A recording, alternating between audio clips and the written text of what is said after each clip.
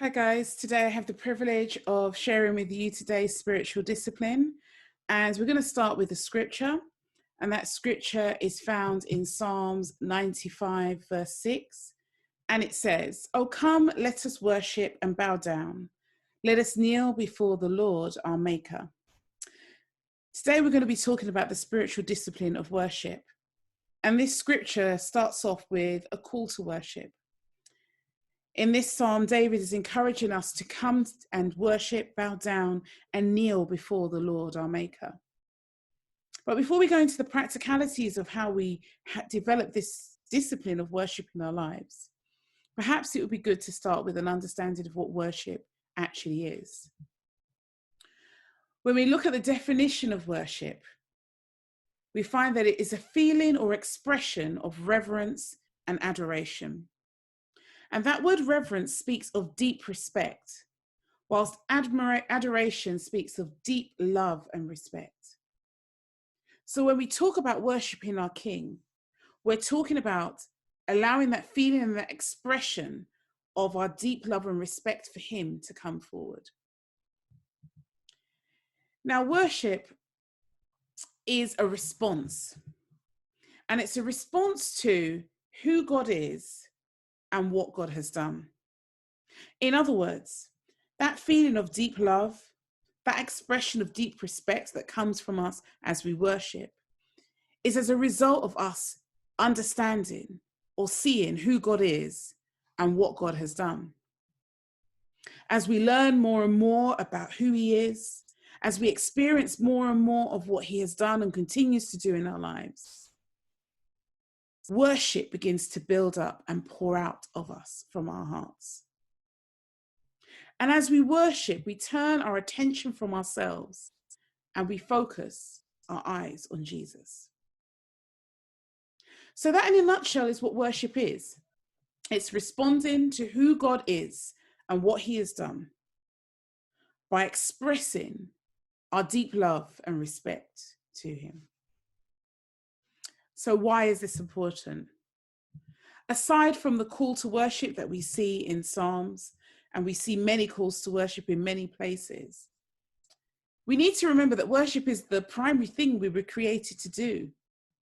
God created us for relationship with him, and part of that relationship is worship. And when we actually now decide to respond to this call, respond to actually fulfill what we were created to do, it brings a sense of fulfillment to ourselves. As we flow and in what we were created to do, we get a sense of fulfillment and a sense of purpose. And then, as if that's not enough, as if it's not enough that actually we are created to worship and we get a sense of fulfillment in doing that, it's a place where we meet God and experience personal transformation. When we take the time to ponder on who God is and what he has done, and we allow ourselves to express our deep love and respect for him, in that space, we encounter and meet God. And as is often the case, and as many of you, I'm sure, can agree, when we meet God, we have no choice but to change. Being in his presence, encountering him personally, leads to a transformation in us and in our lives. So worship is such an important discipline for us in our Christian walk. It's a way to connect with God. It's a way to communicate with our God. So we're going to look at Romans 12, verses 1. Because when we look at worship, I feel that this scripture perhaps helps to broaden our understanding of what worship is. In Romans 12, verse 1, it says, "I appeal to you, therefore, brothers, by the mercies of God, to present your bodies as a living sacrifice, holy and acceptable to God, which is your spiritual worship." You see, in this scripture, it doesn't mention singing songs, but it talks about us presenting our bodies as a living sacrifice. This scripture suggests that worship is much more than perhaps what we sometimes have understood it to be. Perhaps, in fact, worship is a lifestyle. In Romans 12, verse 1, it shows us that worship involves the surrender of our lives. It talks in this scripture about us presenting ourselves as a living sacrifice to him. As I said earlier, when we worship, it's putting our focus on him. When we talk about worship as a lifestyle, we're talking about living our lives from the position of we live our lives to honor him. And that often involves us getting out of the way. It often involves us making decisions to honor him and to glorify him, rather than just meeting and pleasing our own needs. So you see, worship is not just singing songs, and I say just singing songs, we'll talk about that in a moment, but it's a positioning of our hearts, and it's a way of life. It's us recognizing who God is and what he has done. It's us, as a response, developing a deep love and respect for him. And then that love and respect pouring out and being expressed in all areas of our lives. The way that we speak to each other, the way that we encounter each other. We are truly living our lives as sacrifices to him, to please him and to honor him because of who he is and what he has done. So we're going to look now into acts of worship and things that we can do in our worship. But I want you to make sure that in your mind you hold that important nugget. That worship is a position of the heart and a response to who he is and what he has done. As we move on to talk about acts of worship, what we're actually going to be going into is the outward expressions to express what has happened inside of us. So there are several creative ways that we can, methods that we can use to worship God. And on the screen, you see a few. A popular one is songs. In the scriptures, it tells us to sing unto the Lord a new song. And we're encouraged to raise our voices and to sing of our love and our respect and our adoration to him. But that's not the only way. And remember, if we sing and we're just singing songs, is it really worship? Worship comes from us singing songs from a position of our love and respect for him.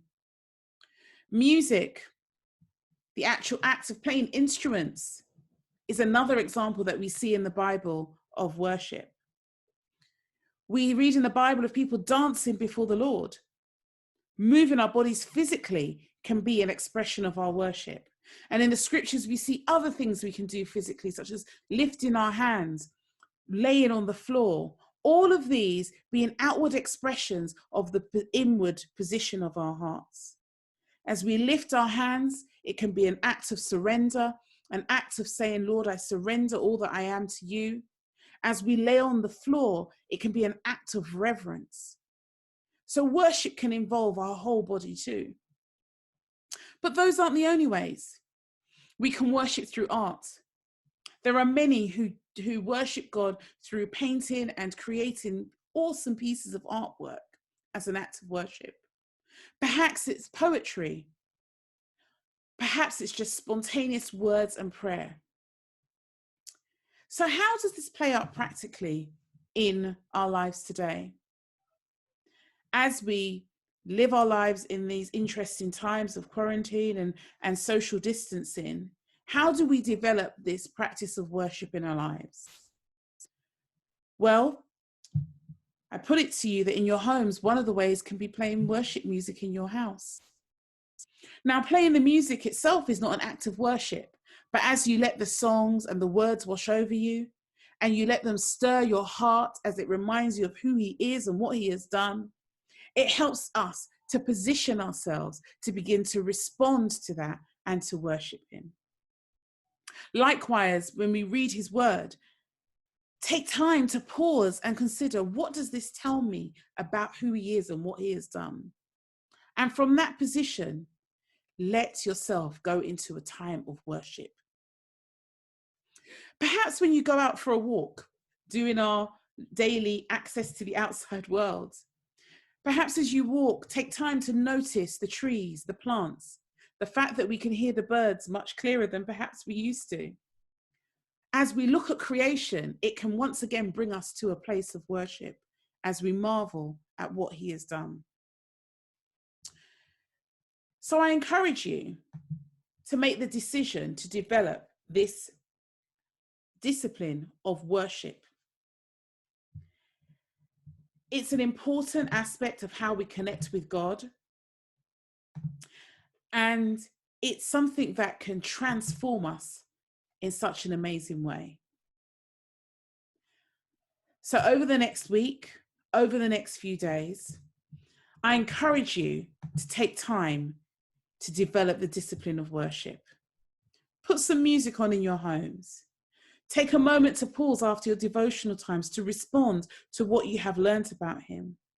As you go for a walk, stop to consider what he has created for us to enjoy. Oh, come, let us worship and bow down. Let us kneel before the Lord our Maker. So I hope that's helped you. And I look forward to hearing about how you've grown in your worship life with him over the next few weeks. Thank you.